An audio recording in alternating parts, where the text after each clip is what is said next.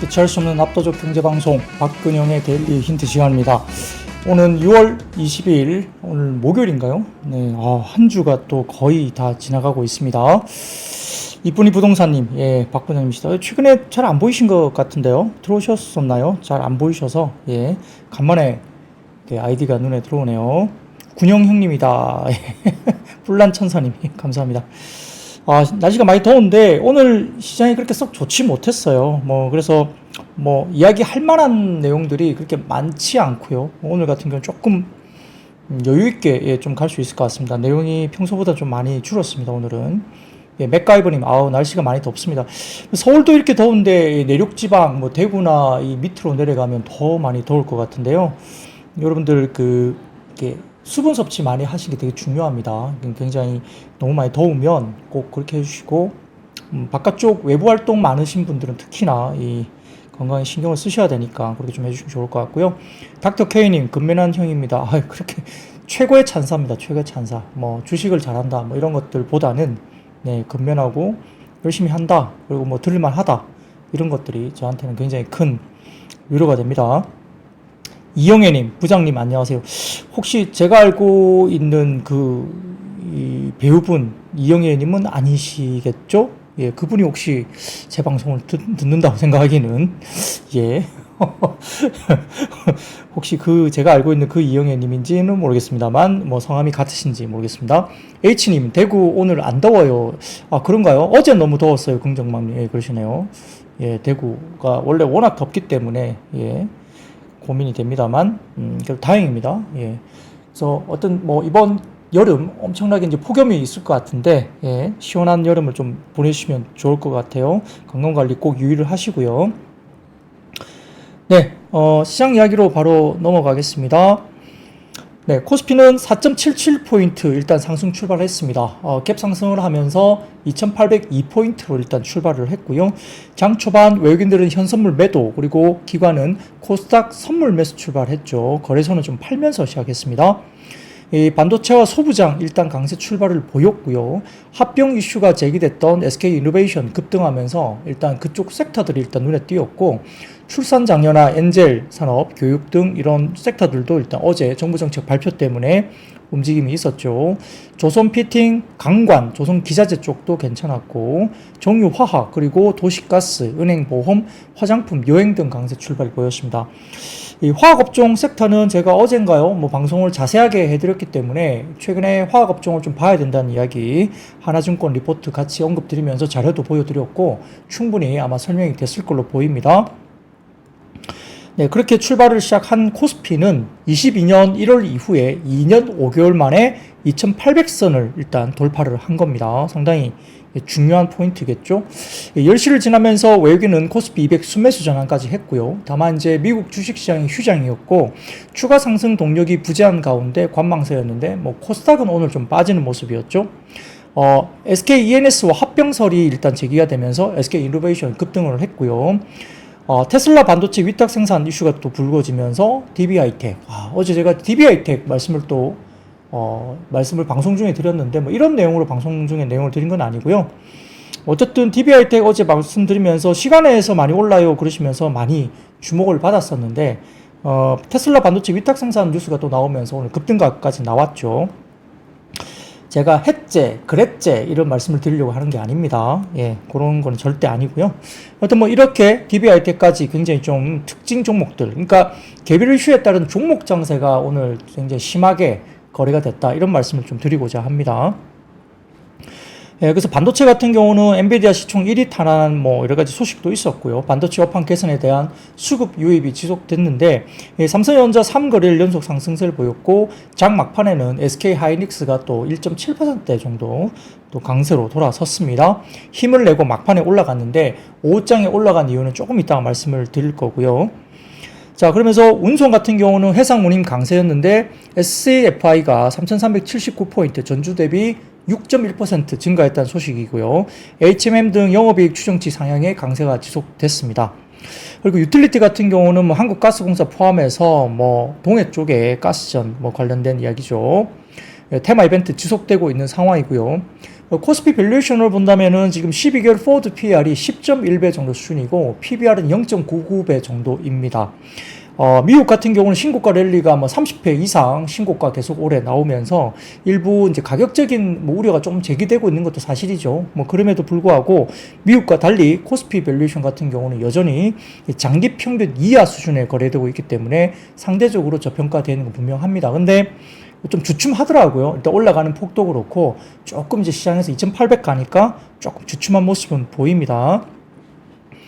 자, 그리고 코스닥 같은 경우는 이벤트 부재의 순환매 장세가 여전히 됐는데요. 주도주들은 특히 이제 최근에 올라갔던 음식료품 그리고 이제 화장품주들은 다소 좀 반락을 했고요. 소외주가 반등하면서 지수가 일단 마이너스권으로 일단 진행이 됐죠. 업종 간 빠른 손바뀜에 지수는 등락이 지속되고 있고 저가 매수세가 유입되면서 소외주였던 게임주가 일부 반등이 나왔고요. 반도체 뭐 소부장이라든지 그 다음에 우리가 이야기했던 화장품주 그리고 식품주도 일부 약세를 보였습니다. 반면 이제 미국의 생물보안법 불발로 약세 보였던 제약바이오 업종은 다소 좀 금리 하락에 대한 기대감과 저가 매수세 유입되면서 일부 강세가 나타났고요. 그 외에도 인구 국가 비상사태 선포에 저출생 대책 기대감이 나오면서 출산 장려 종목들 일부 종목들은 급등했지만 오전장에 급등했던 모습들을 오후장 되면서 다 빠져버리는 모습까지 보여서 하루 정도 반짝한 그런 모습을 보였습니다. 그리고 카페24 같은 경우는 유튜브 쇼핑 관련된 기능 출시가 됐다면서 온라인 쇼핑 관련주로서 카페24가 일단 강세를 보였습니다. 오후 1시 10분, 그러니까 1시 정도 전후로 해서 S&P 500 선물이 0.2% 상승했고요. 나스닥 선물도 0.5% 상승했는데 자, 이 시간이 지나면서 갑자기 삼성전자와 SK 하이닉스 쪽으로 수급이 막 집중되기 시작하면서 그때부터 올라왔죠. 그래서 거래소 쪽은 상승폭이 더 확대되고 코스닥은 별로 움직이지 못하면서 마이너스권에서 유지가 됐습니다. 자, 그 이유를 말씀드릴 텐데 그 시간대면은 미국 시장 같은 시간외 거래가 될 시간이겠죠. 그때 엔비디아가 7.7% 상승하면서 140달러를 돌파한 상태였고요. 델 같은 경우가 8.8% 급등하면서 154달러를 기록했습니다. 뭐 그 시간대에. 그러니까 주가지수 선물이 계속적으로 상승폭을 쫙 당기기 시작하면서 삼성전자와 SK 하이닉스 중심으로 또 수급이 막 쏠리기 시작한 거죠. 이게 이제 오후 1시 넘어서부터 엔비디아, 그 다음에 델, 그 다음에 뭐 슈퍼마이크로 컴퓨터 뭐 이런 관련된 종목들이 막 올라가기 시작했던 것 같아요. 시간에서. 자, 그래서 첫 번째 사진 보여주시면 엔비디아가 이제 오버나이트 관련해서 이렇게 주가가 막 올라가는 모습이 보입니다. 오늘 밤에 그러면 뭐 이런 종목들이 꽤 좋을 가능성이 높겠죠. 일단 시간에서 급등을 하고 있었기 때문에 그렇습니다. 자, 그래서 이 부분에 대해서 어떤 이야기가 있었느냐. 자, 그 다음 표를 보여주시면 트위터입니다. 델 CEO인 마이클 델이 엔비디아 칩을 이용해서 xAI에 AI 팩토리를 만들고 있다는 트위터를 남긴 겁니다. 이렇게 구체적으로 사진까지 올리면서 트위터를 남겼기 때문에 이런 것들이 결국은 엔비디아 쪽의 강세를 좀 나타낸 것이 아니냐 이게 보이는 거고요. 델도 아까 8.8% 그 시간대 오후 한국 시간 1시쯤에 8.8% 급등까지 나온 거죠. 뭐 이렇게 나오면서 결국은 국내 반도체 제조업체인 삼성전자와 하이닉스가 다소 힘을 받으면서 수급이 오옥장 들면서 쏠리기 시작했습니다. 그러니까 코스피가 더 올라가기 시작했고요. 코스닥은 올라가지 못하고 빠진 거죠. 그렇다고 보시면 되겠습니다. 자, 근데 이제 그록 같은 경우는 xAI의 생성형 AI 챗봇인데 오픈 AI의 챗GPT와 경쟁하게 되면서 개발했는데 이런 것들에 대한 이슈가 이제 불거진 겁니다. xAI의 AI 팩토리를 만들고 있다. 이렇게 이야기 나온 겁니다. 근데 엔비디아 칩을 이용했다는 거죠. 뭐 그러다 보니까 대규모 뭐 수요도 발생된 걸로 보니까 이제 강세를 나타내는 거죠. 자, 원달러 환율은 위안화, 엔화 약세 동조 영향을 상승했지만은 이 당국이 어제 제가 일부 로이터 통신 인용 보도를 하면서 국내 당국자가 일단은 1385원 정도를 마지노선을 놓고 조금 환율에 대한 부분들을 좀 방어하기 위한 정부 당국의 노력이 있을 수 있다. 뭐 이런 로이터 통신 보도가 있었다 이렇게 말씀드렸는데 역시 1385원 선이 통화 당국의 개입 마지노선으로 인식되면서 오늘 저항선 역할도 하기도 했습니다. 자, 그래서 업종별로는 보험과 운수, 창고, 전기가스업 상승세를 보였고요. 반면 음식료품과 뭐 이런 부분들이 차익 실험 매물이 출회돼서 이틀 연속 하락세였고, 음식료뿐만 아니라 뭐 화장품도 일부 좀 빠지는 종목이 꽤 있었습니다. 운수 장비와 의약품 약세였고요. 금 인하에 따른 유동성 확대 수혜와 부동산 PF 리스크 감소 기대에 저점 매수세가 유입됐던 뭐 일부 보험주, 뭐 하나손보라든지 삼성화재, DB손보 등의 보험주가 뭐 상당히 좋았고요. 해운 컨테이너선 운임 상승에 따른 뭐 흥화해운, HMM, 페노션 이런 해운주들도 오늘 강세를 보였습니다. 코스닥의 업종별로는 인터넷과 금속 등은 상승세 보였고요. 통신 장비와 반도체는 다소 좀 소강 상태로 약세였다 볼 수도 있겠습니다. 자, 바다사랑남님, 예, 매일 잘 듣고 있습니다. 네, 감사합니다. 자, 이렇게 이야기가 됐고요. 오늘은 뭐 특별한 매크로 지표는 없어서 이렇게 오늘은 매크로 지표는 스킵을 하겠습니다. 자, 그러면 첫 번째 섹터로 바로 넘어가 볼까요? 예, 첫 번째 섹터로 바로 넘어가면, 예, 해운과 종합물류주가 오늘 상승세를 보였습니다. 이슈가 있었는데 역시 중동 지역에 약간의 또 리스크 고조가 되고 있다는 이야기들이 나오고 있으면서 해운주에 대한 이슈가 또 불거지고 있고, 조선 업종까지 같이 보는 분위기로 나타나는 것 같습니다. 자, 그래서 이스라엘이 지난해 팔레스타인 가자지구 전쟁 발발 이후부터 무력 공방을 벌여온 레바논 무장정파 헤즈볼라에 대한 공격 계획을 승인했다라고 알려졌습니다. 중동 지역의 긴장이 당연히 고조될 수밖에 없겠죠. 그래서 현지 시간 18일 이스라엘군이 성명서를 내고 북부 사령관인 오리 고딘 소장과 작전 참모인 오데드 바시우크 소장이 전환 평가 회의를 열었고, 레바논 공격을 위한 작전 계획을 승인했다라고 밝혔습니다. 그러니까 이스라엘 쪽에 관련해서, 예, 이렇게 레바논 공격을 한다는 이야기죠. 자, 헤즈볼라 최고 지도자인 하산 나스랄라도 현지 시간 19일 이스라엘의 공습으로 사망한 고위 지휘관 탈레브 압둘라를 위한 추모 방송 연설에서 만약 싸움이 확대되면 갈릴리 침공도 선택지 가운데 하나가 될 거라고 밝혔다고 합니다. 이 갈릴리란 지역이 이제 어떤 지역이냐? 레바논과 접경한 이스라엘 최북단 지역인데요. 지난해 10월 가자 전쟁 발발 후에 이 하마스를 지지하는 헤즈볼라가 주요 공격 목표로 삼았던 곳으로 알려져 있습니다. 그러다 보니까 가자 지구 전쟁이 8개월 넘게 지금 계속 이어지고 있는데, 팔레스타인 무장정파 하마스보다 전력이 더욱 강한 걸로 알려져 있는 헤즈볼라 관련된 부분에 대해서 이스라엘이 충돌할 경우에는 하마스보다 헤즈볼라가 더 전력이 강하다고 알려지니까 이스라엘과의 어떤 교전이 벌어지면 더욱더 공방이 치열해지겠죠. 이런 것들, 전쟁 여파가 더 커질 수 있다, 이런 우려가 나오면서 결국은 중동학 관련된 지정학적 리스크가 좀 더 강화되고 있는 거죠. 그러니까 홍해 사태로 인한 해운 운임이 뭐 급등할 가능성이 또 있는 겁니다. 최근에도 계속 가격이 올라왔는데 이런 것들이 좀 더 우려가 고조되고 있다고 볼 수 있고요. 국내 해운사 실적도 이러다 보니까 좀 더 좋아질 수 있는 거 아니냐, 이런 배경 지식을 갖고 있습니다. 특히나 이제 최근에 운임 지수가 고공행진을 하고 있으면서 이 세계 2위 해운사인 덴마크의 머스크가 최근에 홈페이지를 통해서 올해 영업이익 전망치를 약 30억 달러까지 최고 4조 1,400억까지로 상향한다고 밝힌 바가 있죠. 그러니까 머스크까지도 이게 올리고 하다 보니까 국내 같은 경우도 뭐 HMM 등의 실적이 좋아질 거다, 이런 이야기가 계속 나옵니다. 그러다 보니까 오늘 흥화해운이나 HMM, 대한해운, 페노션, 동방 이런 해운주라든지 물류, 종합 물류 관련된 종목들도 주가들이 긍정적으로 움직였다, 이렇게 볼 수 있습니다. 자, 그래서 첫 번째 자료 보여드리면, 예, 상해 컨테이너 운임지수 SCFI 추이인데요. 야, 이게 21년, 22년은 그때 코로나라 치고요. 지금 24년 접어들면서 이렇게 치솟고 있어요. 굉장히 많이 올라가고 있죠. 이게 13년도부터 나온 자료인데, 이 보면 이렇게까지 올라간 적이 거의 없었고, 코로나 때 잠깐 일시적으로 엄청나게 많이 올라갔지만 지금 중동 관련된 이슈가 불거지면서 해운 운임지수가 이렇게 컨테이너 상해, 예, 컨테이너 운임지수가 이렇게 올라가고 있습니다. 이게 좀 또 굉장히 두렵네요. 이런 것들이 또 역시나 인플레 지표로 또 지어질 수 있기 때문에.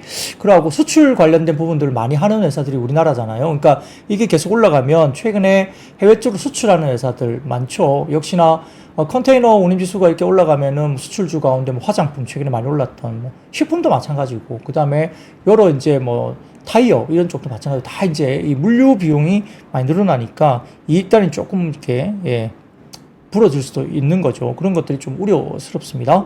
그런 것도 좀 저희가 고민을 해야 될 것 같고요. 상당히 좀 너무 오래까지 이렇게 가지 않으면 좋겠어요. 네. 해매님, 뭐, 거기, 아까 그 지역에 유학을 하셨다고요? 예. 아까 어디였죠? 지역이? 네. 갈릴리. 예. 갈릴리 지역에 유학을 가셨다고요, 혜미님? 어우, 그 지역, 중동까지 유학을 가셨다. 예. 궁금합니다. 어떤 일로 가셨는지. 아무튼 뭐 이런 거였고요. 자, 그 다음 표를 보여드리겠습니다. 그 다음 표를 보여드리면, TNB 폴리오라는 플랫폼에 올라와 있던 자료를 제가 감사하게 좀 받아왔는데, 이 지역별 컨테이너 운임과 지난주 시황 관련된 선들인데요. 이 보시면은 각각 색깔들이 다 다른데, 보면은 상하이에서 로테르담으로 가는 쪽, 그리고 상하이에서 로스앤젤레스, 그 다음에 상하이에서 제노아, 그 다음에 상하이에서 뉴욕으로 가는 각각의 이 운임들이 이렇게 가고 있는 모습을 보이는데, 다 거의 비슷한 모습으로 가고 있죠. 야, 운임 지수가 이렇게 올라갑니다. 자, 이렇게 올라가서 이번 주 종합지수가 40피트 컨테이너당 2% 상승했고요. 4,801달러로 작년 같은 주와 비교하면 YOY 202% 급등한 모습입니다. 올해까지 평균 종합지수는 40피트 컨테이너당 3,443달러로 10년 평균 요금인 2,736달러보다 707달러 정도 더 높습니다. 예, 엄청나게 높게 치솟고 있죠. 그래서 상하이에서 제노아 그리고 로테르담 상하이 간 운임은 40피트 컨테이너당 각각 3% 상승했다고 봅니다. 그리고 상하이에서 로테르담, 뉴욕과 로테르담 운임도 각각 2% 상승했고요. 예, 이렇게 굉장히 올라가고 있죠. 그래서 아시아 항구의 혼잡 문제 때문에 다음 주도 뭐 이렇게 흐름들이 또 중동발 이슈 때문에 좀 더 운임이 상승할 가능성도 있다고 볼 수 있겠죠. 이런 것들 잘 체크를 해보셔야 될 것 같습니다. 최근 들어서. 자, 그리고 그 다음 표를 보여드리겠습니다. 그 다음 표를 보여드리면 이게 뭐냐면 중국에서 쉬핑 컨테이너, 그러니까 이제 배로 운방하는 컨테이너 관련된 구매 가격이 아주 급등하고 있는 모습이죠. 예. 중국 쪽에서 선박 컨테이너선 관련된 가격입니다. 구매 가격 이런 것들이 굉장히 급등하고 있는 모습, 이런 것들이 보인다. 최근에 그렇습니다. 그래서 컨테이너가 이렇게 급등하니까 자, 해운주들이 이제 운임지수가 이런 것들이 굉장히 올라가니까 해운주들이 움직이는 거고, 자, 컨테이너선 관련해서 이렇게 올라가니까 뭐죠? 발주가 나오겠죠. 발주. 이런 것들 발주가 나오니까 그러면 어떻게 됩니까? 조선주도 움직이는 거예요. 조선주도. 그래서 두 번째 섹터로 바로 넘어가겠습니다. 두 번째 이야기가 결국 이제 조선주였는데요. 자, 홍해 사태에 따른 컨테이너선 발주 사이클 도래 분석이 또 나왔죠. 그러니까 결국은 우리가 국내 조선사들은 뭐 컨테이너선 관련해서 비중이 그렇게 크게 아주 높았던 건 아닙니다. 뭐 그럼에도 불구하고 컨테이너선 발주가 이렇게 최근에 해운 관련된 이슈가 불거지면서 발주 관련된 사이클이 도래할 수 있다는 부분도 이제 긍정적일 수밖에 없죠. 조선업종에는. 그런 것들 좀 말씀을 드리겠습니다. 그 조선과 조선 기자재들이 주가들이 움직였는데요. 자, 다울투자증권이 보고서를 통해서 HT 한국조선해양이 CMA, CGM에 16,000TEU 12척, 그리고 8,000TEU 8척에 20척, 그리고 최소 35억 달러를 LOI를 체결했다고 밝혔습니다. 그러니까 HT 한국조선해양이 그렇게 했다고 하는 거죠. 최소 35억 달러. 예. 이와 관련해서 컨테이너선 신조 시장은 코로나 때 비롯된 2021년, 22년 사이에 슈퍼사이클 있었죠. 그때는 약 450만에서 280만 TEU 발주가 됐다고 합니다. 그 이후에 2023년도에 150만 TEU, 그리고 올해 5월까지 30만 TEU가 발주에 그쳤는데요. 그러니까 계속 코로나 때 발주가 많이 됐고, 발주가 점점 줄어들었죠. 근데 홍해 사태 등으로 항로가 길어지고 운임과 중고 성과가 반등하면서 선대 리뉴얼이 앞당기는 상황으로 분석을 합니다. 그러다 보니까 컨테이너선 발주가 좀 더 올라온다고 보는 거죠. 한국 대형 조선사들은 뭐 아시다시피 LNG선이라든지 가스선 이렇게 상당히 좀 고부가가치선이 집중돼 있고요. VLCC는 선별 수주로 그렇게 많지 않고 또 컨테이너도 별로 기대가 없던 상황이죠. 왜냐하면 아까 말씀드렸던 LNG선이나 가스선 중심으로 집중을 하고 있고 고부가가치 선박이 굉장히 집중되고 있기 때문입니다.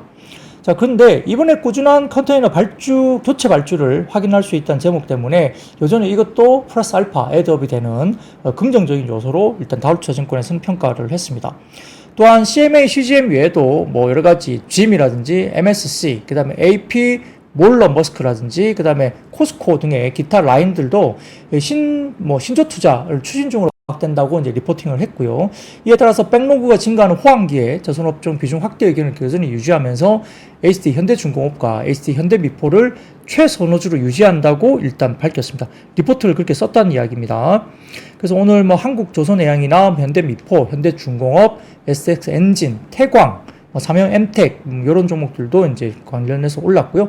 태광 같은 경우는 뭐 동해 시추 관련해서도 뭐 연관이 있다 뭐 이런 이야기가 돌면서 태광도 움직임이 좀 있었다 볼 수 있고요. 자, 그래서 다울투자증권에 관련된 리포트를 좀 말씀드리면 HT 한국조선해양은 27년 슬롯이 거의 소진됐다라고 평가를 했습니다.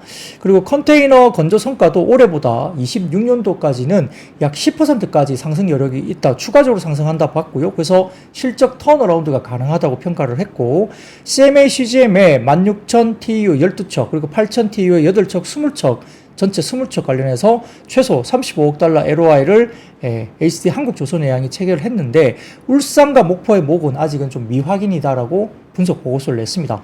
그래서 말씀드린 대로 컨테이너선은 별로 기대가 없었던 상황인데 꾸준한 컨테이너 교체 발주를 이번에 확인이 됐으며, 이 부분에서도 여전히 상당히 긍정적인 이슈다라고 이야기를 하고 있습니다. 자, 그래서 첫 번째 자료를 띄워드리면 2021년, 22년 슈퍼사이클 이후에 지금 23년에 156만 TEU가 나왔고, 올해는 30만 TEU 정도 나오고 25만 TEU가 막 수주를 다시 했다는 거죠. 그래서 이렇게 천천히 내려오는 구성에서 이렇게 올라오는 신규 컨테이너 발주의 사이클이 시작됐다고 분석을 한 겁니다. 자, 그리고 신조선가 상승인데요. 자, 그 단표를 보여드리면 운임 상승에 따라 중고선가도 반등을 주고 신조선가도 신고가 경신을 하고 있죠. 특히 13,000 TEU급 신조선가가 검은색인데 엄청나게 올라가고 있죠. 중고선가도 회색인데 바닥에서 올라오고 있습니다. 그래서 이렇게 올라가고 있고요. 신조선가가 16,000 TEU급은 결국은 200만 달러 이상으로 지금 되고 있다고 분석 자료를 썼습니다. 자, 거기다가 25년부터 실적보다 지금 수주와 물량이 건조되는 26년에 마진 개선이 바로 나올 거다 이렇게 기대를 했고요. 27년에서 28년도 인도물이기 때문에 이번 수주로서 HT 한국조선해양의 대형 조선사 27년도 인도 슬롯은 소진됐다라고 평가까지 했습니다. 꽉 찼다는 거죠. 그래서 이렇게 향후에 신조선가 상승세가 계속 살아있고, 그 다음에 조선사들의 수준은 5월까지 180억 달러 정도 수준이고, 그리고 이번 CMA, CGM 35억 달러로 250억 달러까지 이제 올라온다고 보는 거죠. 그래서 올해 수주까지는 매출이 약 300억 달러 넘기는 게 확실하다 이렇게 언급을 했고요. 백로그가 증가하는 호황기에 조선업종 비중 확대 견지에서 HT 현대중공업과 HT 현대미포를 최선호주로 유지를 했습니다. 그래서 그 다음 표를 보여드리면 HT 한국조선해양의 대형 2사 슬롯은 27년에 이번 수주로 완판이 거의 됐다는 표이고요. 28년도도 절반 가까이 채워진 것으로 보이니까 수주가 아주 호황기고 계속적으로 수주가 풀이 계속적으로 이루어지고 있는 겁니다. 합산을 보시면 23년, 24, 25 이렇게 쭉 오른쪽 보시면 갈색으로 나타나는 부분이 밑에 보입니다. 그래서 24년도 97%, 25년도 104%, 캐파, 27년도가 86%인가요? 80% 중반까지 거의 27년도도 채워지고 있죠. 28년도는 38%까지 채워지고 있습니다. 이렇게 슬롯이 계속적으로 이렇게 채워지고 있는 모습이 보이고 있습니다. 그래서 오늘 해운과 조선주 같이 이렇게 움직이는 하루였습니다. 이렇게 평가를 해보시면 좋을 것 같고요. 자, 근데 이제 이렇게 가고는 있는데 문제는 아까 말씀드렸던 중동 쪽에 신조선가뿐만 아니라 컨테이너 우림 지수가 많이 올라가게 되면 또다시 이렇게 여러 가지 경기 지표, 인플레 지표를 또 자극할 수 있는 부분이기 때문에 조금 더 팔로잉을 해보시는 게 좋을 것 같다. 이게 섹터가 올라가는 게 중요한 게 아니고 시장 전체가 영향을 받을 수 있는, 안 좋은 쪽으로 영향을 받을 수 있는 이야기이기 때문에 이런 부분도 체크를 한번 지속적으로 해볼 필요가 있겠습니다. 자, 그러면 세 번째 이야기입니다. 미국이 중국산 배터리 조달 금지 추진 소식에 일부 2차전지 관련주가 일부 올라왔습니다. 자, 언론에 따르면은 미국 하원이 세계 배터리 시장 점유율 1위인 CATL을 비롯해서 중국 배터리 제조업체들의 미국 시장에서 배제하는 법안을 추진하고 있다 이렇게 전해졌습니다. 이 중국 업체를 상대로 관세에 이어서 아예 사업 금지까지 시키는 고강도 규제를 단행한다고 알려졌어요. 그러다 보니까 LG 엔솔, 삼성 SDI, SK온 등 현지 생산 거점을 보유한 국내 기업들의 수혜가 기대감이 일단 높아지고 있긴 한데 오늘 주가에는 그렇게 많이 반영은 안 됐습니다만 이런 것들이 일부 종목에 대해서 반영을 하면서 2차전지 쪽이 좀 움직이는 종목이 일부 있었다 봤는데요. 자, 외신 등에 따르면 미국 공화당 소속의 카를로스 기메네스 하원 의원이 최근 외국 외국 적대국 배터리 의존 탈피법이라는 걸 발의했다고 합니다. 그래서 현재 초당적인 지지를 받아서 통과될 가능성이 굉장히 높게 점쳐지고 있고요. 해당 법안은 국토안보부가 중국의 6개 기업인 CATL, 비어드, 그 다음에 엔비전 에너지, 그 다음에 EVE 에너지, 그 다음에 고션 하이테크, 그 다음에 하이튬 에너지 스토리지 테크놀로지 이렇게 6개 기업들의 자국 내 배터리 조달을 차단하는 것이 핵심이다 알려졌고요. 이를 바탕으로 중국에 대한 전기차 배터리 공급망 의존도를 낮추겠다는 게 목표로 되어 있다고 합니다. 그러니까 아마 초당적인 지지가 될 가능성이 있죠. 뭐 그러다 보니까 이런 것들이 이야기가 되면서 GI텍, 뭐 에코앤드림, 뭐 웰크론 한텍, 윈텍, 뭐 DIT, 롯데에너지 머티리얼즈 이런 뭐 약간 일부 2차전지 관련주로서 언급되는 종목들이 올라왔고요.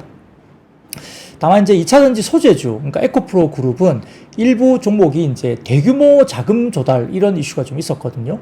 그래서 지금 FI 관련된 이슈가 좀 있었는데 과거 대비해서 조금은 좀 최근에 이렇게 업황이 좋지 못하니까 과거보다는 조금은 이렇게 자금 조달을 하는데 약간의 어려움이 있을 수 있다. 뭐 이런 기사 논리의 어떤 기사가 좀 나왔어요. 근데 금액이 너무 크고 뭐 그렇게 자금 조달하게 되면 이게 예를 들어 뭐 10이라든지 이런 식으로 들어올지 정확하지는 않습니다만 확정된 것도 아니고요. 근데 대규모 자금이 또 조달되면 아무래도 그게 역시나 뭐 지분을 팔면 모를까 다른 방식으로 조달이 된다면 이게 오버행으로도 갈 수 있죠. 뭐 그러다 보니까 이런 것들도 더 조금 부담스럽다 이런 평가가 있었습니다. 그래서 그런 것들이 2차전지 소재주, 대용주, 에코프로 그룹에 좀 좋지 못한 모습이었고요. 뭐 포스코 퓨처엠이나 이런 쪽도 이제 영향을 좀 부정적으로 같이 받았죠. 그러다 보니까 코스닥이 상대적으로 마이너스권에서 올라오지 못하는 그런 모습도 있었다고 평가는 됩니다. 자, 근데 오늘 SK이노베이션과 SKENS 합병설이 있었죠. 그러다 보니까 SK이노베이션이 급등을 했고요. SK이노베이션 자회사인 SKI 테크놀로지도 큰 폭의 상승세가 장중에 나타났습니다. 자, 이게 이제 오늘 가장 특징주였는데요.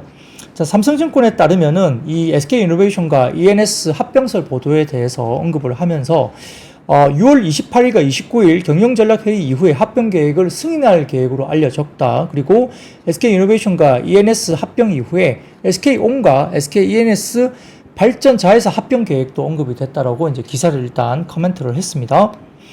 자, 근데 SKENS 같은 경우는 SK 지주회사 90% 보유한 발전 자회사로 알려져 있는데 매출 비중은 발전 사업이 42%, 그리고 도시가스 사업이 46%, 그리고 LNG 사업이 10% 등으로 구성이 되어 있습니다. 그 외에도 에너지 솔루션 사업과 수소 사업도 진출되어 있는데, 자, 22년 기준 매출액은 11조 5천억에 영업이익이 1조 7천억, 그리고 23년 기준은 매출액이 11조 2천억에 영업이익이 1조 3천억 정도, OP 마진율이 15%에서 12% 정도 되는 굉장히 견조한 회사죠. 굉장히 견실한 회사입니다. 배당 성향은 22년도에는 74%, 23년도에는 55% 정도 되기 때문에 SK 지주회사의 캐시카우 역할을 하는 겁니다. 자, 그래서 아까 어떤 그 실시간 댓글창에 SK가 왜 빠졌나요? 이렇게 물어보시는 분이 있는데 그 이유를 제가 말씀드리는 거예요. 자, 전략적으로 본다면 SK이노베이션과 ENS 합병을 가정한다면 SK이노베이션 주가에는 굉장히 긍정적이겠죠. 이노베이션 굉장히 어렵잖아요. 특히 이제 전기차 쪽도 그렇고 굉장히 어려운데, 자, SK이노베이션 같은 경우는 이렇게 캐시카우, SK 전체 지주사의 캐시카우를 하는 회사를 합병을 해버리면 상당히 재무 구조가 좋아질 수 있죠. 예, 그리고 투자 자금을 확보할 수 있다는 점에서 상당히 SK이노베이션은 그 주가에는 굉장히 긍정적인 이슈입니다. 그러니까 주가가 급등할 수밖에 없죠. 자, 근데 SK 지주회사 관점에서는 배당 수익 감소에 대한 우려가 있는 겁니다. 예, 배당 수익 감소. 그러니까 주 SK는 빠졌다고 볼 수 있겠죠. 그래서 SK이온 분할 이후에 사업 지주회사 포지셔닝 구축이 어려웠던 SK이노베이션 관점에서는 이번 합병을 에너지 포트폴리오 전략으로 이해 가능하고요. 그래서 긍정적인 이슈로 볼 수는 있는데, 다만 SK이노베이션 시가총액이 10조 원대까지 최근에 급락을 했었고요. 반면 SKENS 순자산이 7조 4천억 정도 수준이기 때문에 향후에 합병가액 산정에 따라서 어떻게 합병가액이 산정될 거냐에 따라 향후에 유불리 영향도 변화가 될 수 있다, 이렇게 평가를 받고 있습니다. 자, 그렇게 보시면 저희가 설명이 충분히 가능할 것 같고요. 자, 그 다음 SK이노베이션 관련된 하반기 실적 전망 관련해서 삼성증권에서 또다시 오늘 오후에 코멘트를 했는데요. SK온 핵심 고객사는 역시 현대차 그룹이죠. HMG고 그 다음에 포드, 그 다음에 폭스바겐 그룹 순으로 구성되어 있는데 포드 판매 성장률은 높지만 기존 생산 캐파 대비 30% 미만에 불과하기 때문에 그렇게 크게 영향은 없다고 볼 수 있습니다. 이로 인해서 SK온의 현대차 그룹 HMG향 생산 전환이 하반기에 본격화될 것 전망을 보고 있는데 특히 HMG의 북미 전기차 양산은 EV9이죠. 그리고 아이오닉 5, 아이오닉 7부터 시작될 것으로 봅니다. 따라서 현대차 그룹의 북미 생산 현지화에 따른 판매 실적이 보다 중요해질 것으로 봅니다. 그래서 SK 이노베이션 이 관련된 하반기 전망은 역시 현대차 그룹의 북미 생산 현지화에 대한 판매 이게 어떻게 될 것이냐 변수가 될 수 있다는 겁니다. 첫 번째 사진 보여드리면 현대차 그룹의 주요 모델별 전기차 판매 대수가 나와 있죠. 여기 보시면은 나와 있습니다. 그래서 아이오닉 5, 그 다음에 기아의 EV6 등등을 포함한 각각의 모델별에서 배터리 공급사 SK온이 돼 있고 그 다음에 판매 대수라든지 이런 것들이 23년, 24년 어떻게 성장을 보이고 있느냐 보이는데요.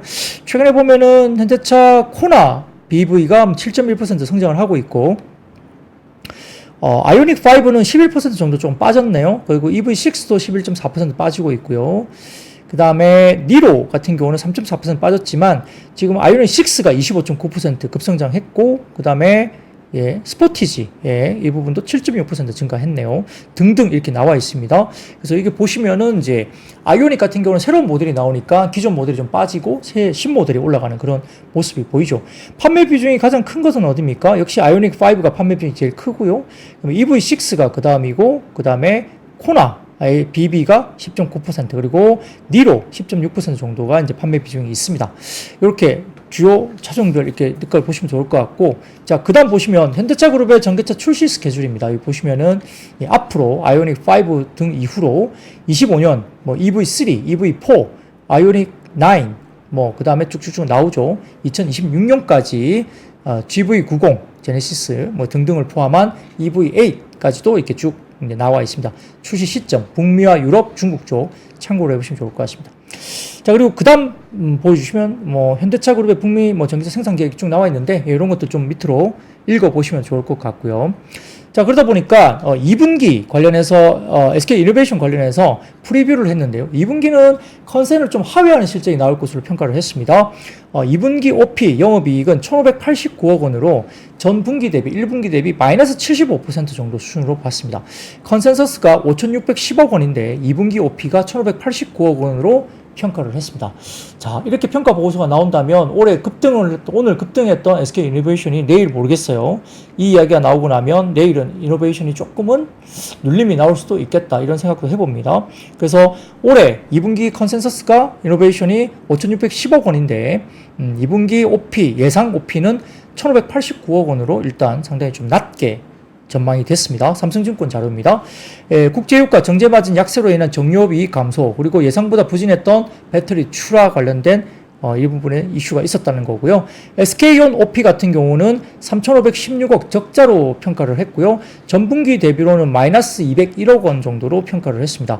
기존 예상 플러스 12% 정도 올라가는 것보다 출하 회복이 굉장히 더뎠다라고 평가를 했습니다. 그래서 SK온도 좀 더디게 평가를 한 것 같아요. 자, 그래서 금일 보도된 SK E&S와 합병이 실현되면 중간 지수라서 신규 사업 육성이 부족했던 SK 이노베이션 같은 경우는 중장기 전략 관점에서는 굉장히 긍정적인 이벤트다 판단했습니다. 다만 합병 가액 수준에 따라 유불리 영향은 나중에 가변적이기 때문에 아마 합병 가액을 좀 보고 평가를 해야 된다 이렇게 평가를 했고요. 합병 후에 연결 실적의 국제유가 변동성은 다소 완화되면서 배터리 자회사와 무탄소 에너지 투자 재원 확보가 기대된다까지 긍정적으로 코멘트를 했습니다. 그래서 전반적으로 SK온 적자 축소의 가시성이 필요한데 그렇게 되려면은 역시 배터리 자회사의 손익 개선 가시성이 확보돼야 된다 이야기를 했습니다. 그러면은 현대차 신제품들이 많이 팔리는 게 확인돼야 된다는 거죠. 다만 이제 최근에 PBR 기준 갔을 때는 현재 PBR이 0.43배 정도로 거래가 되고 있는데 2020년 코로나로 인한 급락기 저점 0.41배까지 거의 급락해 있는 근접해 있는 수치다. 이렇게 되어 있습니다. 그러니까 거의 바닥권에 있는 PBR 기준 밸류에이션이고요. 그러다 보니까 더 빠지기가 상당히 좀 어려웠던 그런 자리였던 것 같아요. 그래서 배터리 자회사의 손익 개선 가시성이 확보돼야지 밸류에이션 부분들이 아마 좀 릴레이팅이 되지 않겠느냐 이런 코멘트까지 내면서 일단 SK 이노베이션까지 삼성증권의 이야기를 좀 드려봤습니다. 그 다음 이슈입니다. 그 다음 이슈는 은행과 보험업 관련해서 오늘 특히 보험업종 상당히 좋았는데요. 이 금융위원회가 언론을 통해서 오늘 5개 은행, NH, 신한, 우리, 하나, KB와 5개 보험사, 하나생명, 삼성생명, 메리츠화재, 삼성화재, DB손보 등을 포함해서 PF 신디케이트론 업무 협약을 체결했다고 알려졌습니다. 아마 우선 1조 원 규모의 신디케이트론을 조성해서 PF 시장의 민간 수요를 보강한다고 알려졌고요. 향후 상황에 따라 약 5조 원 정도까지 규모를 늘릴 것으로 평가를 했습니다.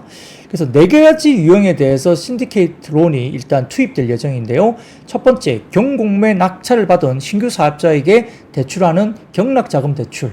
두 번째로는 자율매각 사업장 인수자금 대출, 그리고 세 번째로는 부실채권, NPL 관련된 투자기관 대출, 그리고 마지막으로는 일시적 유동성 애로 사업장 대출, 이렇게 4가지 정도로 투입이 된다 보고요. 경락자금 대출을 받으려면은 브릿지로는 토지 매입이 완료된 사업장으로 가야 되고, 본 PF는 미착공이나 분양 미개시 사업장이어야 한다는 전제 조건이 있습니다. 그래서 이렇게 부동산 PF 관련된 정상화 정책 이런 것들이 알려지면서 다소 조금은 일부 건설주라든지 그 다음에 뭐 특히 이제 코오롱 글로벌 오늘 이제 주가들이 좋았고, 대표 건설주나 중소형 관련된 여러 가지 보험주라든지 건설주들 이런 것들이 움직였다 이렇게 말씀드릴 수 있겠습니다.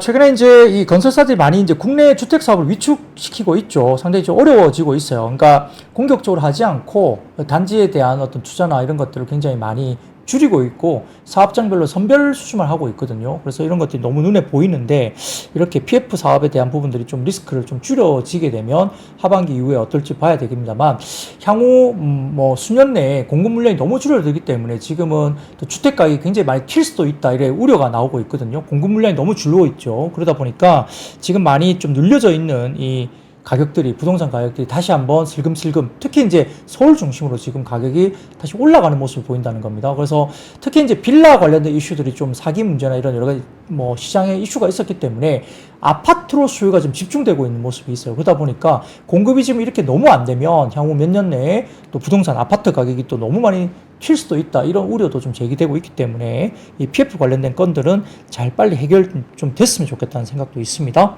예, 그런 것들도 참고로 해보시면 좋을 것 같습니다. 자, 그리고 그 다음 소식입니다. 오늘 그 출산 장려와 엔젤 관련된 이슈들이 있었는데요. 일부 종목들 빼고는 사실 윗꼬리를 다 달고 일부는 마이너스로 돌아서든지 거의 보합가에 떨어지는 모습도 보였고, 한 두세 종목 좀 위에 걸려 있었나요? 예, 끝까지 유지된 종목은 거의 적었다 이렇게 볼 수 있는데, 하루 만에 윗꼬리를 굉장히 크게 달고 다 빠져버렸습니다. 그래서 좀 양대 좀 아쉬운데요. 자, 이제 윤석열 대통령이 전일 저출생 추세 반전을 위한 대책을 주제로 2024년 저출산 고령사회위원회 회의를 주재한 자리에서 중장기 인구전략 수립 계획을 발표했다고 합니다. 다음 표를 보여드리겠습니다. 3대 분야 15대 핵심 과제로서 이렇게 알려졌는데요. 이렇게 보시면 일가 가정 양립, 양육, 주거를 제시하면서 남성의 육아휴직 사용을 제고하고 육아휴직 급여를 첫 3개월 월 250만 원으로 인상한다. 그리고 신생아 특별공급 확대, 늘본 프로그램 등등을 제시를 했습니다. 자, 이거에 해당되는 개인들이 꽤 지금 방송을 보는 분 중에서도 굉장히 많으실 것으로 보여요. 이렇게 된다면 상당히 좋겠습니다. 예, 어쨌든 간에 상당히 정부가 이렇게 이 문제점을 직시하고 어찌됐든 굉장히 어렵습니다만 일단 대책을 제시했다는 점에서는 긍정적으로 바라볼 수 있겠습니다만, 근데 이제 이런 대책들이 수해도 많이 있었죠. 전전 정부도 그렇고 이렇게 계속 이렇게 신생아 관련된 이렇게 출산 장려 관련된 이슈는 계속 있었지만 이게 굉장히 어려운 이야기예요. 어렵습니다. 이게 단순한 이게 뭔가 된다고 해서 다 쉽게 형성되지 않았던 것들이 많았기 때문에 또 이런 대책들이 또 어떻게 후속 대책들이라든지 연속성이 좀 있어야 될 텐데 어떤지 좀 봐야 되겠습니다. 그래서 이런들 핵심 과제들을 좀 참고를 해주시면 좋을 것 같고요. 저는 이제 새롭게 아이를 낳을 이슈가 없기 때문에 그렇긴 한데, 젊은 분들은 상당히 고민이 많을 것 같아요. 예. 부동산 이슈도 있고, 여러 가지 부분에서 쉽게 아이를 키우기가 어려운, 환경들이 있죠. 그런 것들을 잘 정부가 이렇게, 솔루션을 어떻게 낼지는 모르겠습니다만, 어쨌든 관심을 꼭 가져주시고, 정책적으로 또 지원을 해주시기를 개인적으로도 바라봅니다.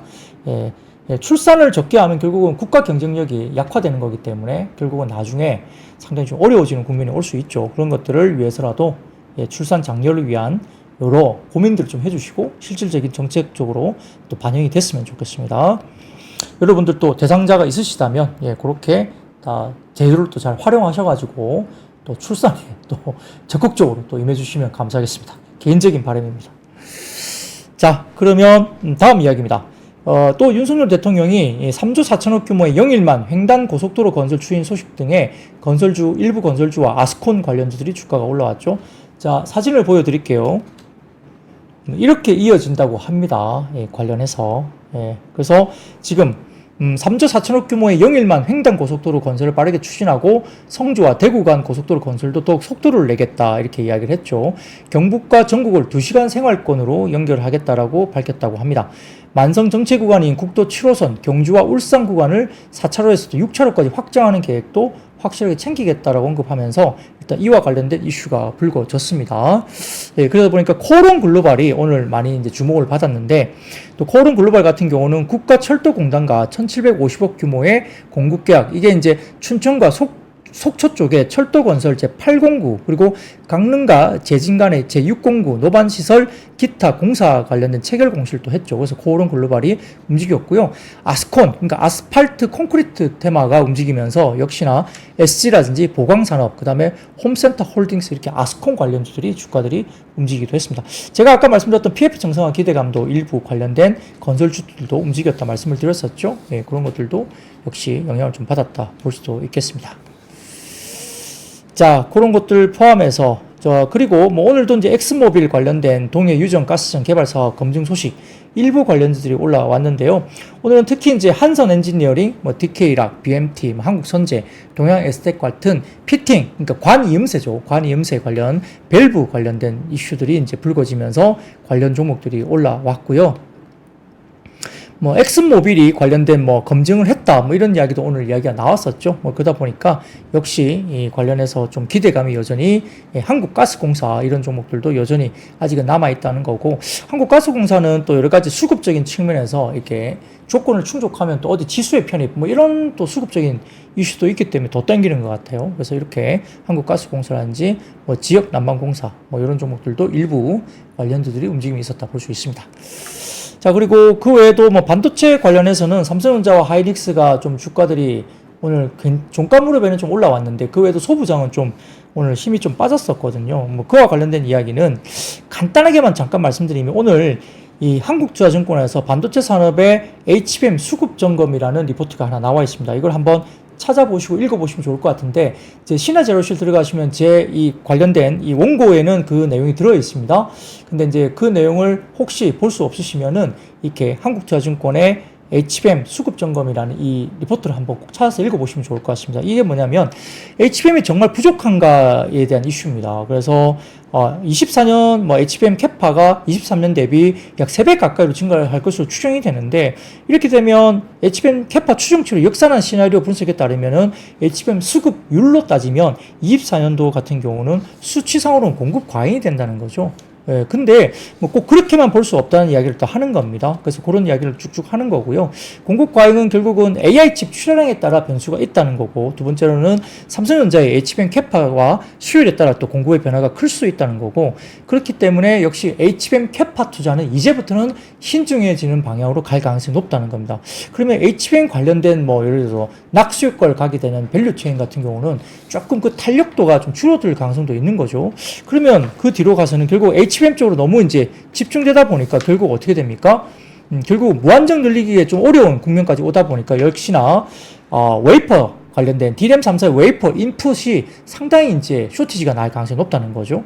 그러다 보니까 IT가 점진적으로 수요가 회복되고 있음을 감안한다면 범용 DRAM 캐파를 더 이상 줄이기는 굉장히 위험한 선택이 될 수 있다. 그러니까 범용 캐파가 내중에 수요가 회복될 때 대응을 못 한다는 거죠. 가격 올라가는 거 대응을 못 하기 때문에 결국 DRAM 공급사 입장에서는 이제부터는 HBM 캐파를 급격히 늘리다보다는 DRAM 캐파 증설을 함께 고려하는 것이 현실적인 대안일 것이다. 그러니까 전공정단에 관련된 레거시 제품에 대한 투자가 확대될 수 있다, 이런 이야기를 동시에 하고 있습니다.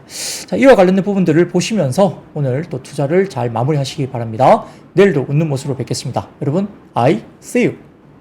박근영, 이선영, 사경인, 염승환 투자 마스터들의 세심한 케어로 건강한 투자 습관을 만드세요. 3프로 멤버십 3프로 앱에서 확인하세요.